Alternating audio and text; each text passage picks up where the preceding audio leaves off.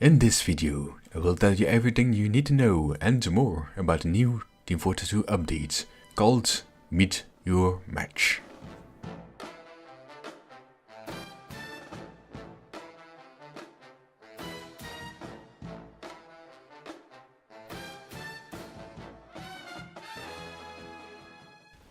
Hello ladies and gentlemen, my name is Treetender.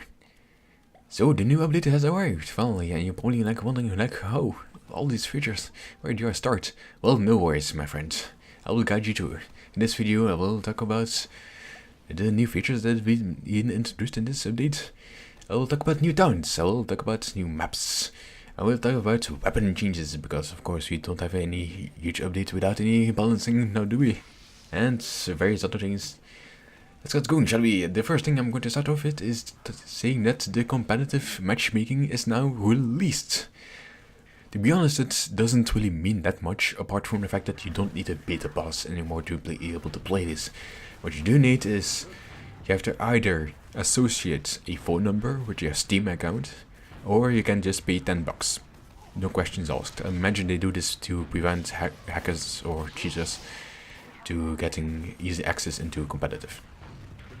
If you don't know what competitive matchmaking is, it's basically you will be put into a match, 6v6 match right now, only, and you will be ranked up if you win the match, and you will be ranked down if you lose a match. It's a pretty much more skill-based version of Team Fortress 2, if you will, to people that have like a competitive nature to be the very best, you know.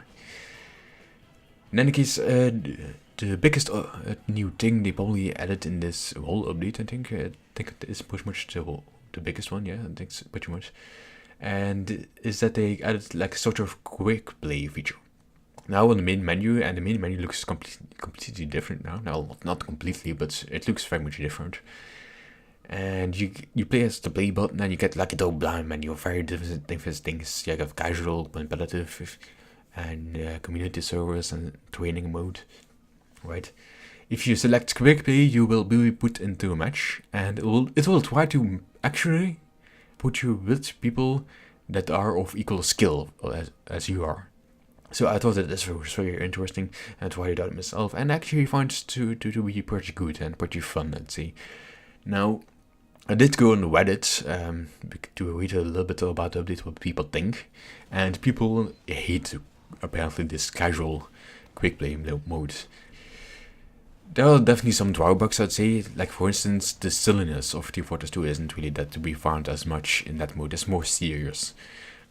People are also saying that there is actually a penalty if you leave too much, which I agree with the people that criticize on this part, because it's casual mode. Like you go up, you want to have fun, you want to play against people of your skill level to improve your skills, but then you are punished for leaving.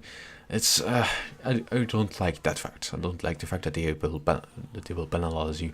It's really that hard to take like 30 seconds to find a replacement, and it's 12v12 in this mode. So if you lose like one player because he leaves, you're still 11 against 12.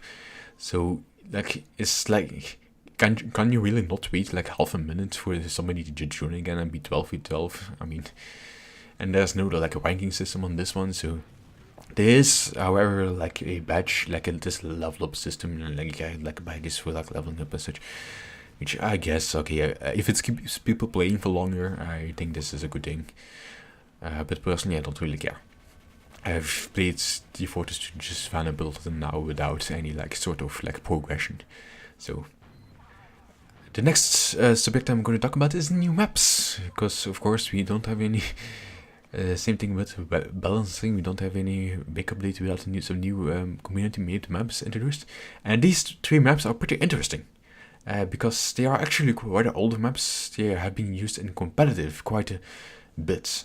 The first one is Sunshine.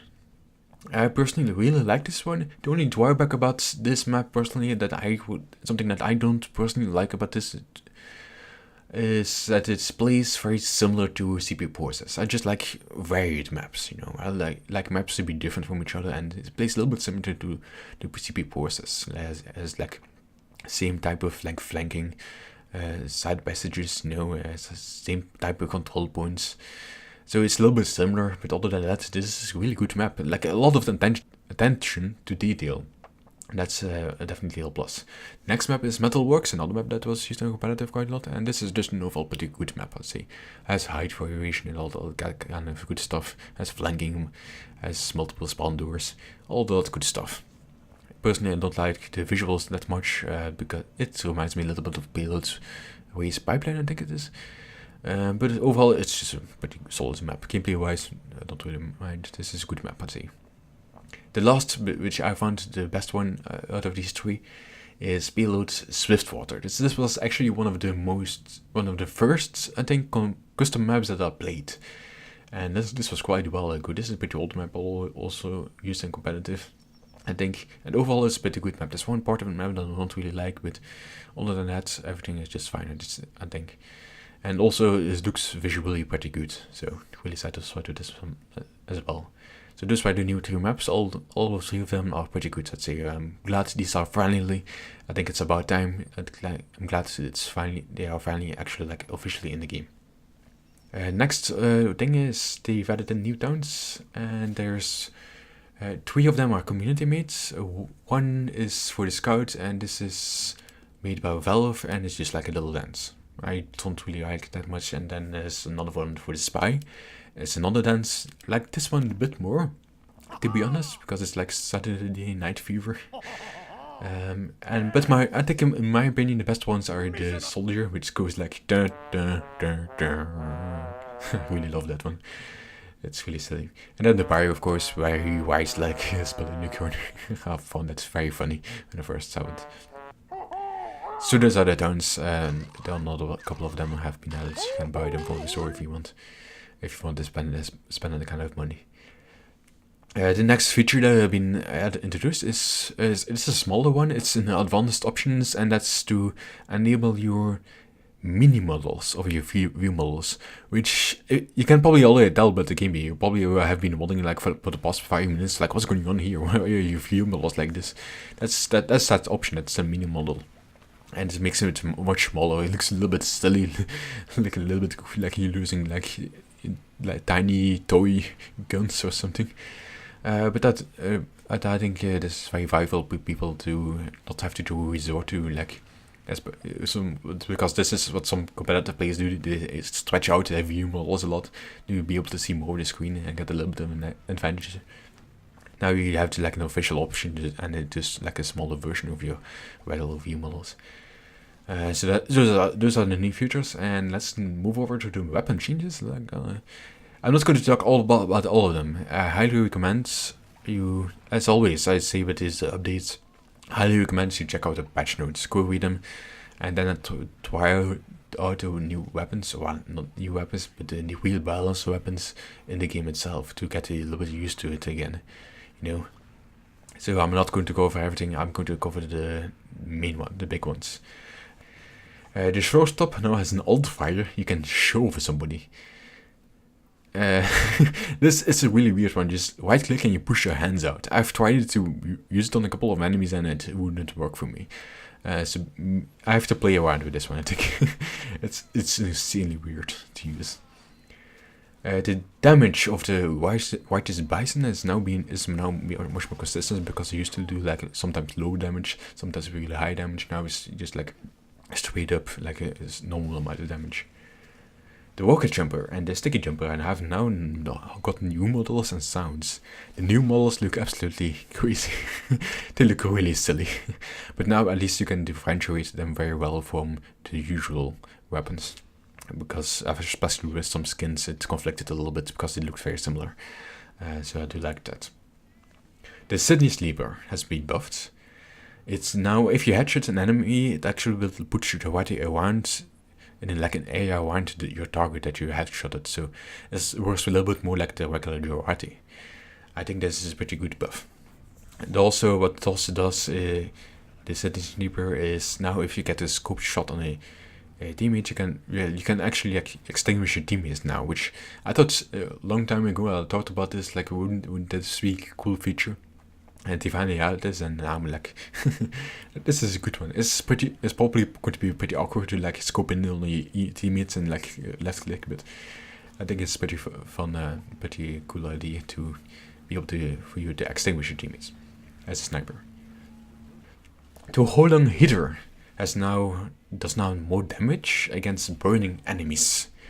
So if you're close to an enemy, set them on fire, or you maybe can work together with the pyro, you now do more damage to your targets. And they also reduce the ammo drain, which I thought was the biggest problem that I had with this weapon, the fact that you just run out of ammo so quickly.